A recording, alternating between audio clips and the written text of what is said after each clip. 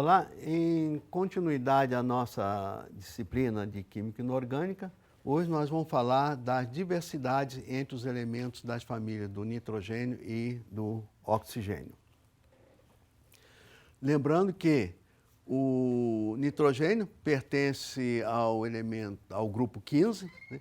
E nós temos nesse grupo o nitrogênio, fósforo, arsênio, antimônio e bismuto, e que o nitrogênio e o fósforo são não metais, o arsênio e o antimônio são semimetais e o bismuto é metal.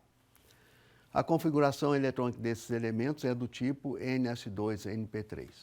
E os elementos do grupo 16, nós temos aí o oxigênio, selênio, enxofre, telúrio, polônio, e lembrando que dentro desses elementos, o oxigênio, enxofre e selênio são não metais, o telúrio é semimetal e o polônio é metal. A configuração desses elementos é do tipo NS2-NP4, ou seja, tem um elétron a mais do que no grupo do nitrogênio.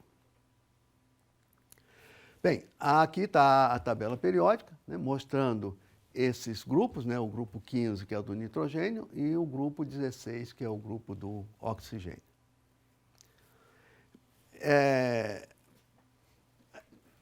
Iniciando pelos compostos do grupo 15, nós devemos lembrar que esses elementos formam prioritariamente ligações covalentes. No caso aqui, nós temos a configuração eletrônica do nitrogênio, no seu estado fundamental. Aqui ele está no estado ativado, onde nós temos 3 elétrons disponíveis aqui para formar ligações, por exemplo, com o hidrogênio, e fica um par de elétrons disponível aqui, permitindo a amônia atuar como base, como doadora de elétrons. Aqui está um exemplo, né, de como essa molécula da amônia pode atuar como base. Por exemplo, se ela for dissolvida em água, a amônia for borbulhada em água, esse par de elétrons da amônia pode ser doado para o próton, ou ser atraído para o próton da molécula de água. Isso vai quebrar essa molécula de água, né, e formar o íon amônio e formar o hidróxido. Então, isso vai formar o que nós chamamos de hidróxido de amônio em solução. O número de ligações, neste caso, em vários outros, né, aqui mostrado, né, é igual a 4.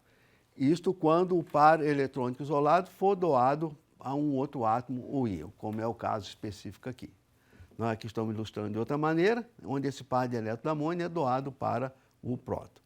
Não são formados, no caso da amônia, né, ou o nitrogênio em si como um todo, né, mais do que 4 ligações com o nitrogênio, porque nós temos aqui apenas 4 orbitais disponíveis na segunda camada, ou camada de valência do nitrogênio.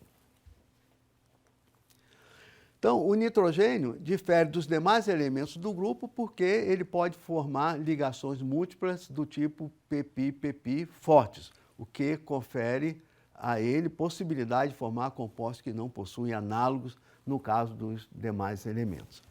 Então, a gente vê aqui, por exemplo, no íon nitrato, em que 4 ligações são formadas, sendo 3 simples e uma dupla. Como são formadas essas ligações? Aqui nós temos 3 elétrons desemparelhados, que pode se emparelhar com elétrons do oxigênio, mas esse par de elétrons aqui do nitrogênio, que estava livre, não participando das ligações simples, ele pode ser doado para o oxigênio que está carente de elétrons. Então, dessa forma, aqui fica com a carga positiva, né, o nitrogênio, porque ele doa esse par de elétrons, enquanto o oxigênio fica com carga negativa. Mostrando novamente que esse tipo de dupla ligação é ressonante e por isso que essas ligações no íon nitrato, todas elas têm a mesma distância de ligação nitrogênio-oxigênio.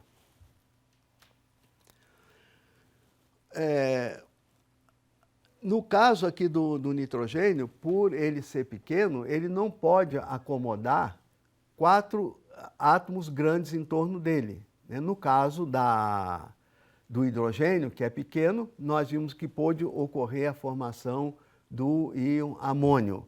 Isso por quê? Porque o hidrogênio é pequeno. Mas quando nós temos átomos maiores, como o cloro, por exemplo, essa distribuição de espaço na esfera do nitrogênio se limita, então, a formar compostos apenas com 3 íons cloreto. É o que nós estamos vendo aqui e fica esse par de elétrons disponíveis.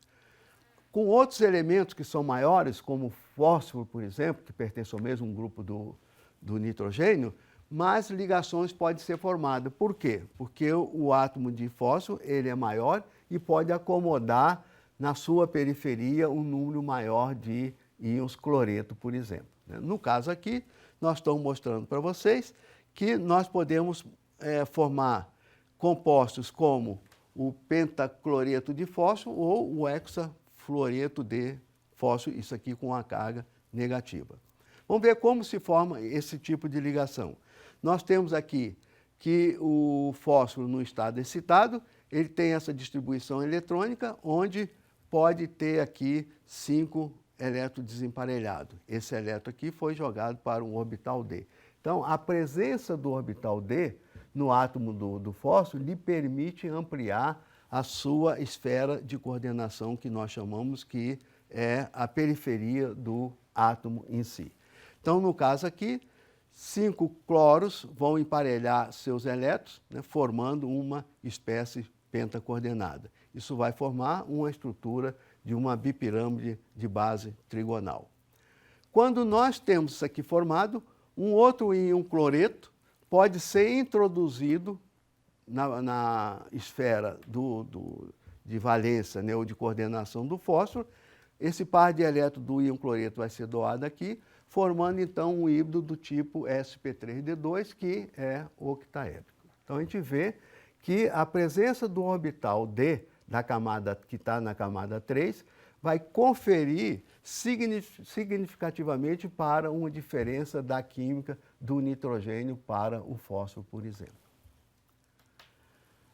Então, aqui nós também estamos vendo, né, que o fósforo pode ter essa distribuição eletrônica, né, não usando o orbital D, formando esse tipo de composto que é a fosfina, onde o fósforo também vai ficar com um par de elétrons disponível para atuar como base, né, da mesma forma que a amônia.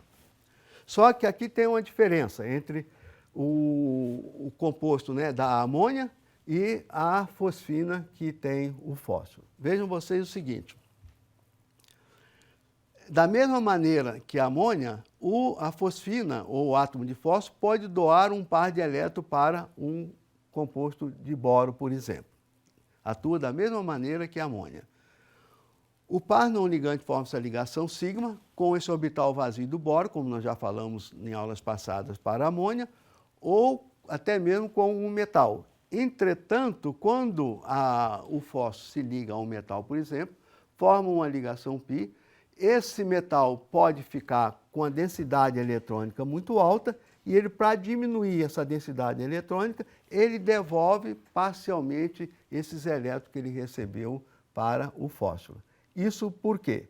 Porque o fósforo tem orbitais vazios na camada 3D, né, para receber essa densidade eletrônica do metal. Isso não ocorre com a amônia, por exemplo, porque o nitrogênio não tem orbital livre com energia adequada para efetuar esse processo de receber elétrons que o metal está doando de volta para o fósforo, nesse caso aqui. Então, essa é uma diferença significativa entre, por exemplo, a química do nitrogênio e do fósforo. Bem, todos esses elementos, né, do grupo formam hidretos, né? Por sinal, são voláteis. Tem essa fórmula, onde aqui é o elemento, né, e o hidrogênio. Dependendo da eletronegatividade desse elemento central, o hidrogênio vai ter carga positiva ou negativa. No caso da amônia, o hidrogênio está com carga positiva. Aqui, no caso da fosfina, também é positivo, e nos outros casos, isso aqui é negativo, né? Então, a gente vê, né, que a química desses elementos pode ser bastante variada. Nesse tipo de composto, que nós estamos mostrando aqui de uma forma geral, é interessante a gente observar que também, dependendo do tamanho do átomo, esse ângulo entre os nitrogênios, né, esses 3 nitrogênios aqui, pode variar, porque vai haver uma repulsão entre os elétrons desses hidrogênios, quando eles formam a ligação, e o ângulo vai variar de acordo com o tamanho do átomo central. No caso aqui, como o nitrogênio é pequeno, ele vai ter que abrir bastante o ângulo para acomodar esses 3 hidrogênios de uma forma bastante estável. No caso do fósforo, ele já é maior que o nitrogênio, e esse ângulo vai ser menor do que aqui no caso da amônia. E menor ainda quando se liga ao hidrogênio, né, e o antimônio, porque o antimônio é bastante grande, então esse ângulo não precisa ser tão grande para acomodar esses hidrogênios em torno do átomo central. Bem, aqui a gente vê também nessas reações, né, que as ligações em compostos trialetos desse tipo, né, onde aqui o E são esses elementos, né, predominantemente são covalentes as ligações, e a estrutura é tetraédrica, como nós vimos. Né? Um dos versos é ocupado por um par não ligante. Né? Os trialetos de bimútil têm forte caráter iônico, que nós estamos vendo aqui, isso em reações com a água, hidrólise que ocorre com a água. A gente está vendo que o cloreto de nitrogênio reage com água, formando o hidróxido de amônio, né, que é uma base. Já com o cloreto de fósforo, a mesma reação com a água, forma um ácido. Aqui, né, nos dois casos, nós estamos vendo que se forma, né, composto clorado, só que aqui nós estamos vendo que o cloro tem carga positiva, é o ácido hipocloroso, né, e aqui já o cloro tem carga -1. Né? Então, isso mostra que a reatividade desses compostos, desses elementos, né, nitrogênio e fósforo, são bastante diferenciadas. Com arsênio, né, aqui a composição é semelhante à do fósforo, mas com antimônio e o bismuto a gente vê que aqui já formam espécies mais iônicas. Né? Então, a química dos elementos do próprio grupo a gente vê que são bastante diferentes. Quanto aos elementos do grupo 16, a gente deve lembrar que o oxigênio, por ser um elemento também pequeno, ele apresenta diversas diferenças em relação aos elementos do próprio grupo e aos elementos dos grupos vizinhos.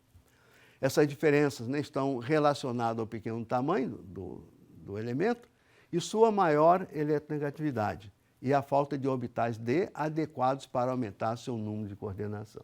Então, isso faz uma diferença bastante grande, essa diferença de não ter aqui o orbital 3 para formar ligações mais significativas, né, com outros elementos.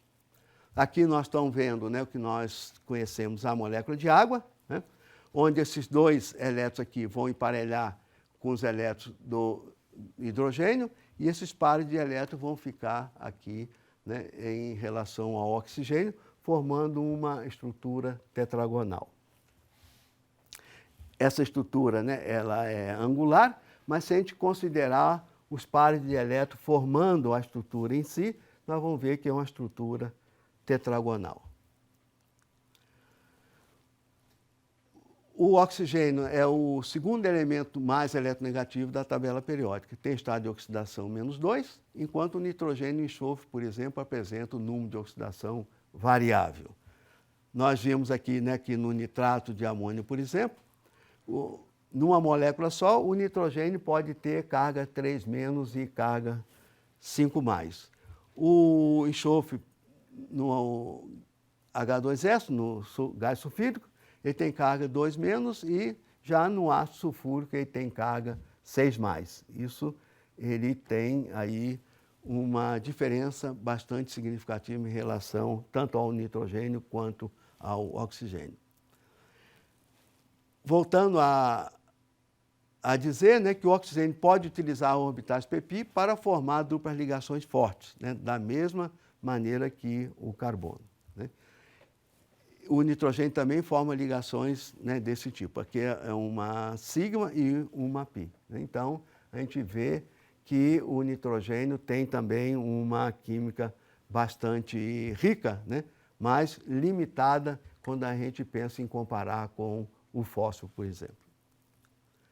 Bem, aqui só para lembrar, da mesma maneira que nós falamos no íon nitrato, que essas duas ligações, essas duplas ligações não são estáticas. Se a gente pegar, por exemplo, o dióxido de enxofre, né, o SO2, a gente pode dizer com certeza que essas ligações entre o enxofre e o oxigênio são mais longas do que uma simples ligação, enxofre e oxigênio, né, mas são mais curtas, mais longas, do que uma dupla ligação.